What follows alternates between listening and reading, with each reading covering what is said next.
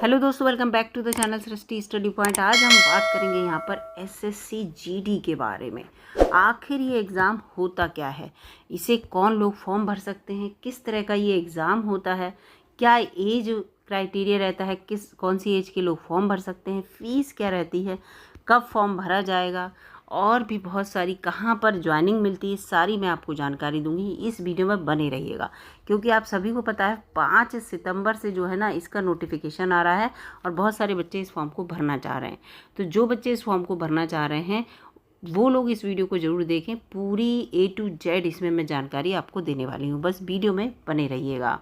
इसमें देखिए यहाँ पर सबसे पहले है ये जो वैकेंसी है, ये देखिए पूरा ये सेंट्रल आर्म पुलिस फोर्सेस से ही आप समझ जाइए, आर्मी की वैकेंसी है। पिछला नोटिफिकेशन है, पूरा आपको बता रही हूँ मैं, इसी से मैंने आपको पहले ही बता दिया पिछले नोटिफिकेशन से। और कहाँ कहाँ वैकेंसी होती हैं तो देखिए ये जीडी माने होता है जनरल ड्यूटी को, एसएससी जीडी का मतलब कांस्टेबल की, ठीक है, कांस्टेबल की जॉब होती है, पोस्ट ऑफ कांस्टेबल ये यहाँ पर। और ये देखिए सबसे पहले है बीएसएफ टॉप पे रहता है, जिसके अच्छे मार्क्स आते हैं उसे बीएसएफ मिलता है, बॉर्डर सिक्योरिटी फोर्स। फिर central industrial security force CISF, central reserve police force CRPF, फिर इंडो टाइबेटियन, इसके बाद बॉर्डर पुलिस आईटीबीपी है, और जो सशस्त्र सीमा बल एसएसबी है, सेक्रेटरीट सिक्योरिटी फोर्स एसएसएसएफ। इसके बाद rifleman general duty Assam rifle में है, वो एआर है। तो ये सारी पोस्ट जो हैं वो एसएससी जीडी के अंतर्गत आती हैं, ठीक है, सारी वैकेंसी आती हैं। और इसमें आपका जो एग्ज़ाम है वो कंप्यूटर बेस्ड होगा, रिटन एग्ज़ाम होगा पहले, ठीक है, याद रखिएगा, रिटन एग्ज़ाम होगा। लिखित परीक्षा ही देखिए पोस्ट जो है आपकी कंप्यूटर बेस्ड एग्ज़ाम होगा, CBE कहते हैं इसे शॉर्ट में। उसके बाद आपका फिज़िकल स्टैंडर्ड टेस्ट, यानी कि आपका पूरी बॉडी को नाप तोल होगी। उसके बाद फिज़िकल एफिशिएंसी टेस्ट का मतलब आपकी दौड़ वगैरह होगी।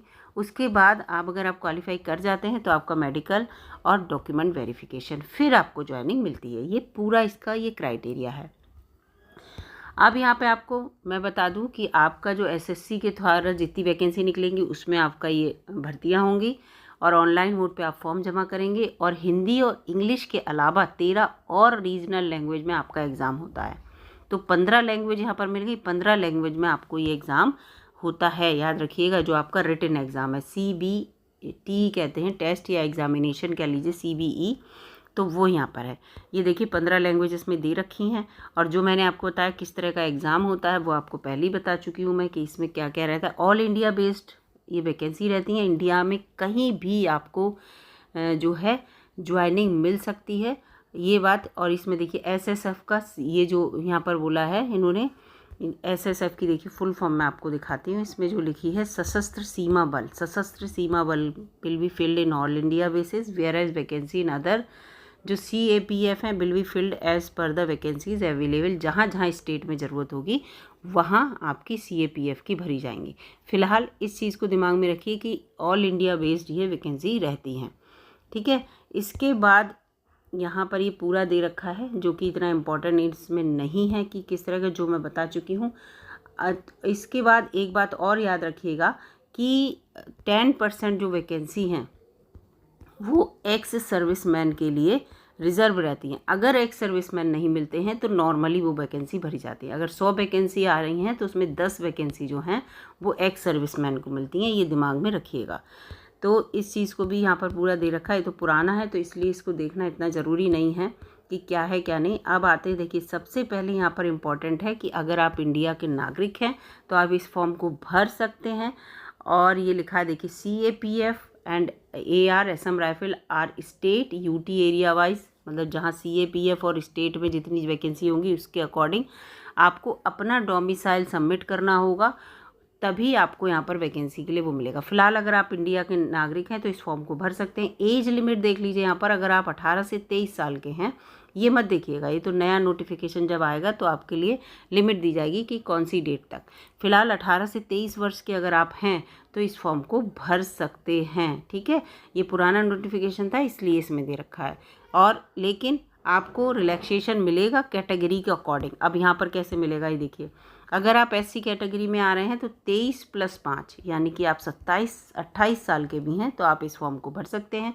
OBC में है तो 23 + 3 यानी कि अगर आप 26 साल के भी हैं तो इस फॉर्म को भर सकते हैं। एक्स सर्विसमैन को 3 साल का उन्हें डिडक्शन मिलेगा 3 year after deduction of military service को हटाने के बाद प्लस 3 साल का उन्हें और रिलैक्सेशन मिलता है। ये है अगर पूरा ये इसके अलावा और भी हैं EWS हैं जो उनके लिए जो है वो 5 साल की इसमें पूरा दे रखा है छूट और ये सब, तो यहाँ पर ये चीज़ है, तो इसलिए आप इस फॉर्म को भर सकते हैं। इसके बाद यहाँ पर देखिए ये पूरा इसमें दे रखा है।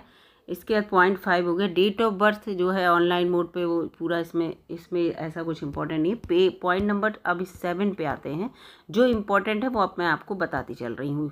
ऐसे ही आएगा नोटिफिकेशन, ठीक है। आपका जो एजुकेशन क्वालिफिकेशन है वो इसमें है, तो मैट्रिकुलेशन यानी कि अगर आप 10th पास हैं तो इस फॉर्म को भर सकते हैं, ठीक है। ये देखिए लिखा 10th पास हैं तो इस फॉर्म को भर सकते हैं। किसी भी रिकॉग्नाइज बोर्ड या यूनिवर्सिटी से आपने कर रखा है तो, और उसके अलावा ऐसा कोई भी रिक्वायरमेंट नहीं होती है कि आप के लिए इंटर या और कुछ स्पेशल नहीं। अगर 10वां पास हैं तो इस फॉर्म को भर सकते हैं। NCC अगर आपने कर रखा है, C लेवल का सर्टिफिकेट है, तो 5 जो भी एग्जामिनेशन में मार्क्स हैं, जो मार्क्स होते हैं मान लीजिए आपके इसमें 80 क्वेश्चन है, 160 नंबर हैं, तो 160 का 10% है ना, या 5% जो इसमें दे रखा है, तो 5% वही मैक्सिमम मार्क्स जो एग्जामिनेशन के होते हैं, ठीक है। 5% ऐड कर लिए जाएंगे। आपके B सर्टिफिकेट 3%, A है आपके पास तो 2%, तो इसका आपको बस फ़ायदा मिलेगा, ठीक है। मार्क्स को लेकर है ये। इसके बाद यहाँ पर ये इम्पोर्टेंट चीज़ें हो गई। जो इम्पोर्टेंट है, फ़ीस आपकी जो होगी वो 100 रुपये देखिए ली जा रही है, ज़्यादा फ़ीस ली नहीं जाएगी। इसके साथ साथ जो फीमेल हैं या जो SC ST और एक्स सर्विसमैन हैं, इनके लिए कोई भी फीस नहीं ली जाएगी। ये देखिए उन्हें एग्जम्प्टेड रखा जाएगा फीस से। तो फीमेल हैं, फीमेल भी इस फॉर्म को भरती हैं ना, तो SC ST और इसके साथ साथ एक्स सर्विसमैन, इनसे फ़ीस नहीं ली जाएगी। अदरवाइज सबसे 100 रुपये फ़ीस है पर कैंडिडेट, तो ये चीज़ है। इसके बाद आ जाते हैं यहाँ पर 10th पॉइंट पे, ऐसे पॉइंट आएंगे पूरे, और इसमें जो इम्पोर्टेंट है वो ये है, आप फॉर्म अगर भरेंगे, सही से फॉर्म भरिएगा 100 रुपये ले जाएंगे। लेकिन अगर फॉर्म में आप करेक्शन कर रहे हैं पहली बार तो आपकी 200 रुपये करेक्शन की फ़ीस जाएगी, और अगर आपने दूसरी बार फिर से फॉर्म में करेक्शन किया तो आपकी 500 रुपये फ़ीस जाएगी। इस चीज़ को भी ध्यान रखिएगा। तो फॉर्म भरते वक्त कोई भी गलती ना करें, नहीं तो आप समझ लीजिए कितना महंगा आपको फॉर्म पड़ जाएगा। वैसे तो मजबूरी है, अगर कभी ऐसा होता है तो उसे करेक्शन तो करना ही पड़ेगा, है ना। लेकिन जब फॉर्म भरें तो आप ध्यान रखिएगा कि फॉर्म में गलती ना हो।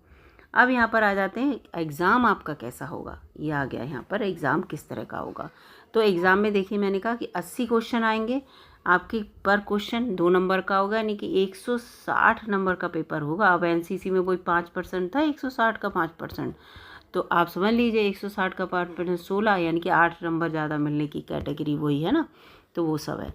तो इसमें देखिए 4 आपके पार्ट रहेंगे एग्ज़ाम में, पार्ट 1 पार्ट 2 ये पूरा यहाँ पर मैं एग्ज़ाम इस तरह का। पार्ट 1 में जनरल इंटेलिजेंस और रीजनिंग आएगी, 20 क्वेश्चन होंगे 40 नंबर के। पार्ट B में आपके जनरल नॉलेज के क्वेश्चन आएंगे जिसमें 20 क्वेश्चन 40 नंबर के। फिर मैथ्स आएगी 20 नंबर की 40, और इंग्लिश या हिंदी में एक चीज़ रहेगी आपके लिए, तो 20 नंबर 40। 60 मिनट, 1 घंटे में आपको 80 क्वेश्चन करने हैं, ये याद रखिएगा। 1 आवर में आपको 80 क्वेश्चन करने हैं, 1 मिनट से भी कम मिलेगा एक क्वेश्चन को करने में, ये दिमाग में रखिएगा। पेपर बहुत टफ नहीं आता है, मैं इसकी वीडियो अपलोड करूँगी, जो भी इसका ये है पेपर, इससे लेकर आप वीडियो बने रहिएगा। तो पूरा यहाँ पर इस तरह का एग्ज़ाम होता है। और वही आपको बताया था कि 15 प्लस 2, वो 13 प्लस 2 थे, 15 लैंग्वेज में था, तो 15 लैंग्वेज में पेपर आएगा। नेगेटिव मार्किंग होगी 0.25 की, ठीक है, 0.25 की रॉन्ग आंसर पे नेगेटिव मार्किंग रहेगी। इस चीज़ को भी दिमाग में रखिएगा।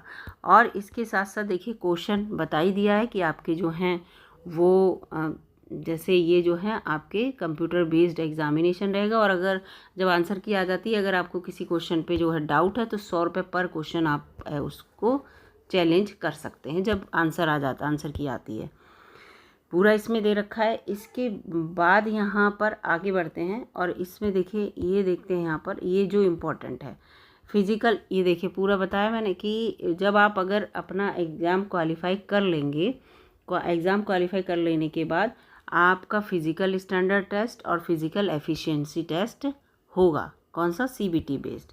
और वो भी मैं आपको भी बताऊंगी कि कितने % बच्चों को बुलाया जाता है CBT बेस्ड और इसके लेकर। तो जो आपका फिज़िकल स्टैंडर्ड टेस्ट होगा उसमें क्या होगा, उसमें आपका फिज़िकल पूरा पूछा जाएगा कि आप मतलब देखा जाएगा कि कितना आप जो है, आपकी जो हाइट है, आपके वेट है, आपका चेस्ट है, ये सारे मेजर किए जाएंगे। लेकिन फिज़िकल एफिशिएंसी टेस्ट में देखिए क्या क्या होगा, ये देखिए यहाँ लिखा है। मेल के लिए 24 मिनट में 5 किलोमीटर की दौड़ करनी होगी और फीमेल के लिए 1.6 किलोमीटर 8.5 मिनट में पूरी करनी होगी, रेस है, ठीक है। और 1.6 किलोमीटर इन 7 मिनट्स, ये कहाँ के हैं, लद्दाख के लिए, लद्दाख के लिए कम रहेगा, ठीक है, याद रखिएगा। और नॉर्मल कैंडिडेट जो आप लद्दाख से अलग हैं वो ये है, इसको याद रखिएगा। यानी कि आपको 5 फीमेल जो हैं वो 8.5 मिनट में 1.5 किलोमीटर से ज़्यादा, लगभग 2 किलोमीटर 1.6 हुआ है। अगर आप 2 किलोमीटर दौड़ें तभी वहाँ उतना दौड़ पाएंगे, उसकी प्रैक्टिस कर लीजिए। मेल के लिए ज़्यादा है, लद्दाख में बहुत कम है। ये देखिए यहाँ पर ये पूरा इसमें दे रखा है। तो इस चीज़ को यहाँ पर आपको पूरा ध्यान रखना है कि किस तरह का आपका। और ये देखिए यहाँ पर पूरा आपको, अब ये देखिए ये आ गया आपका फिज़िकल स्टैंडर्ड टेस्ट, है ना। तो इसमें मेल की जो हाइट है 170 सेंटीमीटर हो, फीमेल की 157 सेंटीमीटर हो, पहले तो हाइट आपकी। उसके बाद यहाँ पर आ जाता है ये जो कि शेड्यूल ट्राइब्स के हैं, अब उनको हाइट्स वगैरह में भी जो है देखिए इसमें यहाँ पर क्या मिल रहा है, रिलैक्सेशन मिल रहा है ना, रिलैक्सेशन हाँ कैंडिडेट को मिल रहा है इसमें पूरा। तो ये चीज़ें हैं, ये भी देख लीजिएगा। ऑल इंडिया लेवल पर आपका पूरा ये पेपर होगा। और ये देखिए पूरा यहाँ पर, इसके बाद यहाँ पर ये दे रखा है कि कहाँ कहाँ का क्या है, ये पूरा जगह जगह का दे रखा है। फिर चेस्ट देखिए, चेस्ट तो मेल के लिए ही होगा केवल, है ना, याद रखना। तो चेस्ट 80 सेंटीमीटर बिना फुलाए हुए, और फुलाना 5 सेंटीमीटर और बढ़ जाना चाहिए। फीमेल को इस चीज़ की चेस्ट का उनका चेक नहीं होता है। तो ये जब इसमें भी क्या वो है, वेट पूरा इसमें दे रखा है, पूरा वेट का और उसका ये यहाँ पर ये पूरा इसका दे रखा है। मेडिकल के लिए तो आपको जो भी ज़रूरत है वो है। तो जो ये इम्पोर्टेंट है वो आपको बता रही हूँ यहाँ पर मैं। अब यहाँ पर देखिए मोड ऑफ़ सिलेक्शन क्या होगा। मोड ऑफ़ सिलेक्शन में क्या है, एनसीसी को छोड़कर, एनसीसी के नंबर छोड़कर आपने जो अपना सीबीटी एग्ज़ाम और पूरा जितना भी दिया है आपको लास्ट में शॉर्ट लिस्टेड किया जाएगा। सीबीटी के बाद फिजिकल स्टैंडर्ड, पीईटी, मेडिकल, इन सब का टेस्ट होगा और उसके बाद शॉर्ट लिस्टेड किया जाएगा। तो एनसीसी को छोड़कर लिखा है without adding bonus mark of NCC, याद रखना। तो आपकी कट ऑफ बनेगी अनरिजर्व के कम से कम 30% मार्क्स आने चाहिए ओवरऑल एग्ज़ाम में, और ओबीसी के 25%, ईडब्ल्यूएस के भी, और जितनी और कैटेगरी हैं उनके 20% मार्क्स होने चाहिए। फिर एनसीसी में बता ही चुकी हूँ कि कितने नंबर आपके जोड़े जाएंगे। तो इस चीज़ को यहाँ पर ध्यान रखना। अब यहाँ पे देखिए ये है पीएसटी और पीईटी के लिए आपको जो बुलाया जाएगा आपका सीबीटी एग्ज़ाम के बाद, ठीक है। Male and female candidate will be short listed area wise CBT exam. अब इसमें एनसीसी के मार्क्स जोड़े जाएंगे, इसमें एनसीसी के मार्क्स जोड़े जाएंगे जब आपको शॉर्ट लिस्टेड किया जाएगा। और पास होना कब ज़रूरी है, बिना एनसीसी के, याद रखना, बिना एनसीसी के पास होना ज़रूरी है। कि आपने सोचा एनसीसी के भी हमारे 5 नंबर जुड़ जाएंगे तो हमें 30% की क्या ज़रूरत है, 5% हमारे एनसीसी के तो हम 25% ले आए +5, नहीं, यहाँ नहीं होगा। यहाँ आपको बिना एनसीसी के 30% लाने हैं। जब लेकिन शॉर्ट लिस्टेड होंगे आपके 30% आ गए, आपको +5% एनसीसी कर दे तो आपके 35% अब बन गए। मेरिट में आप हाई हो जाएंगे एनसीसी को जोड़ के, याद रखना। तो यहाँ पर क्या है कि आपका कंप्यूटर बेस्ड एग्ज़ाम होगा और आपके लिए पीएसटी पीईटी के लिए बुलाया जाएगा। तो आप 8 गुना बच्चे बुलाए जाएंगे जितनी वैकेंसी होगी उससे, ठीक है। पीएसटी और पीईटी के लिए बुलाए जाएंगे 8 गुना, याद रखना, और किसी के लिए नहीं, और किसी के लिए नहीं। जबकि एसएसएफ जो है, एसएसएफ के लिए और ज़्यादा भी बुलाए जा सकते हैं, याद रखना, एसएसएफ के लिए। तो ये पूरा है। और जो पीएसटी पीईटी में पास हो जाएंगे उसे नेक्स्ट लेवल यानी कि मेडिकल एग्जामिनेशन और डॉक्यूमेंट वेरिफिकेशन के लिए बुलाया जाएगा। जब वो फिज़िकल स्टैंडर्ड और फिज़िकल एफिशिएंसी टेस्ट में पास हो जाएंगे उसके बाद फिर से लिस्ट बनेगी और उसमें फिर मेडिकल और डॉक्यूमेंट वेरिफिकेशन, उसमें केवल 2 गुना बुलाए जाएंगे, यहाँ पर लिखा है, ठीक है, याद रखना, 2 गुना। एसएसएफ में ज़्यादा बुलाए जा सकते हैं, ये बता रहे हैं वो, लेकिन तो पहले आपको 8 गुना बुलाया जाएगा। यानी कि 10 वैकेंसी हैं तो 80 बच्चे पहले बुलाए जाएंगे, किसके लिए, दौड़ के लिए और फिज़िकल के लिए, नाप के लिए। लेकिन 80 में से भी शॉर्ट लिस्टेड करे जाएंगे अगर 10 वैकेंसी है, फिर वो केवल 20 बच्चों को ही बुलाएंगे लास्ट में आपके मेडिकल के लिए और डॉक्यूमेंट वेरिफिकेशन। अब उसमें से भी 10 को ये रिजेक्ट करेंगे क्योंकि इन पे तो 10 ही वैकेंसी हैं। तो ये चीज़ याद रखना, यानी कि 10 वैकेंसी के लिए 80 बुलाए जाएंगे, पास करे जाएंगे रिटन में, फिर उसमें से भी 20 बुलाए जाएंगे आपके मेडिकल के लिए, फिर उसमें से 10 सेलेक्ट किए जाएंगे। तो ये इनका क्राइटेरिया रहेगा। इस तरह की वैकेंसी आपको बता रही हूँ, नॉर्मली वैकेंसी बहुत आती हैं। और पूरा इसमें ये लिखा है कि किस तरह का प्रायोरिटी रहेगी। तो टॉप पे हमेशा BSF रहता है, अगर आपके अच्छे मार्क्स हैं तो BSF मिलेगा, फिर CISF मिलेगा, फिर CRPF मिलेगा, SSB मिलेगा, ITBP मिलेगा, असम राइफल मिलेगा, फिर SSF मिलेगा। तो इस तरह से कैटेगरी रहती है। तो अच्छे मार्क्स होंगे तो BSF आपको मिल जाएगा, ये पूरा लिखेगा। कैंडिडेट जो PST PET ये सब उसके बाद आपकी मेरिट बनेगी, सारे एग्ज़ाम क्वालिफाई करने के बाद। तो आपको क्या है इसमें ये सब रहेगा, तो इस चीज़ को यहाँ पर ध्यान रखिएगा। यही सब इसमें इम्पॉर्टेंट था कि प्रेफरेंस बेस पे क्या है। तो पूरी इस वीडियो में मैंने आपको सब बता दिया है कि जिस तरह से आपको, अगर आप फॉर्म भरना चाहते हैं तो कौन बच्चे इस फॉर्म को भर सकते हैं, क्या एज क्राइटेरिया रहेगा, क्या एजुकेशन क्वालिफिकेशन, किस बेस पे आपको कितने पूरे मार्क्स लाके कैसे कैसे आपको क्वालिफाई करना है। और मार्क्स समझ लीजिए आपका जो रिटन एग्ज़ाम से लेकर आपका PST PET ये सारा देखा जाएगा, तब आपका बनेगा फाइनल। आप ये मैं सोचना रिटन में आप बहुत अच्छे ले आए और मान लीजिए इनमें नहीं बैठ पाए अच्छे, तो ये सब ध्यान रखिएगा, इस सारे में अच्छा करना है आपको, तो आपको टॉप रैंक पे आ पाएंगे। वीडियो अगर अच्छी लगी हो तो लाइक कर दीजिएगा, शेयर कर दीजिएगा और दोस्तों में शेयर कर दीजिएगा और सब्सक्राइब भी कर लीजिएगा। कल जब नोटिफिकेशन आएगा इसका SSC GD का तो अपडेट कर दूंगी मैं आपको, और उसके साथ साथ SSC GD से रिलेटेड वीडियो भी चैनल पर बनाती रहूँगी। मिलूंगी अगली वीडियो में, तब तक के लिए नमस्कार, धन्यवाद।